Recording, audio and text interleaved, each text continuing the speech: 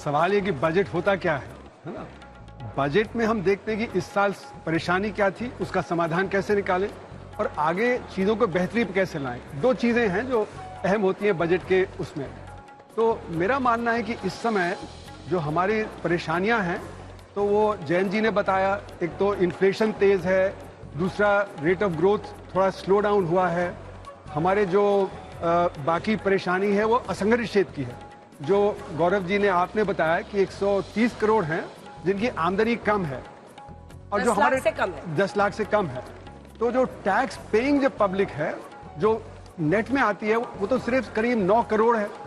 9 करोड़ में से भी 6 करोड़ हैं जो कि बहुत कम या जीरो टैक्स देते हैं। तो आपके जो मिडिल क्लास और अपर मिडिल क्लास बचे वो 3 करोड़ बचे। थोड़ा सा इसी में मेरा सवाल जुड़ा हुआ ये है कि ये तो चुनावी साल है नहीं, और वित्त मंत्री बिहार के चुनाव है, लेकिन लोकसभा के चुनाव नहीं है, क्योंकि उस साल भी हमने बहुत उम्मीद करी थी, हमने सोचा था बड़ा ही लोकलुभावन बजट आएगा, ऐसा हुआ नहीं। मैं आपकी बात पे आ रहा हूँ कि 3 करोड़ जो है उन्हीं को अगर आप इनकम टैक्स में राहत देते हैं तो फायदा मिलेगा, बाकियों को कोई फायदा खास नहीं मिलने वाला। बाकियों को फायदा मिलेगा कि अगर आपका इनडायरेक्ट टैक्स कम हो, क्योंकि उनके हर चीज के कंजम्पशन पे इनडायरेक्ट टैक्स लगता है, पर इनडायरेक्ट टैक्स तो बजट में आएगा नहीं, क्योंकि वो तो जीएसटी काउंसिल है, जीएसटी काउंसिल उसको डिसाइड करेगी। तो इसलिए अगर इनकम टैक्स में राहत आई भी तो उससे कोई ऐसा नहीं कि बहुत ज्यादा कंजम्पशन बढ़ जाएगा, क्योंकि थोड़े लोग हैं वो वेल ऑफ हैं, वो तो ऑलरेडी कंज्यूम कर रहे हैं, और जो 1 करोड़ से ज्यादा की आमदनी दिखाते हैं उनकी संख्या तो बहुत ही कम है, 3 लाख है।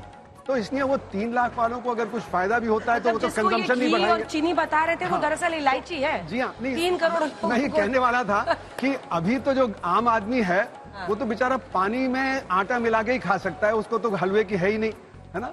और दूसरी समस्या है कि बाहर से कड़वा बहुत आ रहा है। अभी अमेरिका में जो इलेक्शन हुआ उससे आप देखिए कि किस तरह से टैरिफ की बात है। उन्होंने कह दिया कि इंडिया टैरिफ किंग है, मैं तो टैरिफ लगाऊंगा।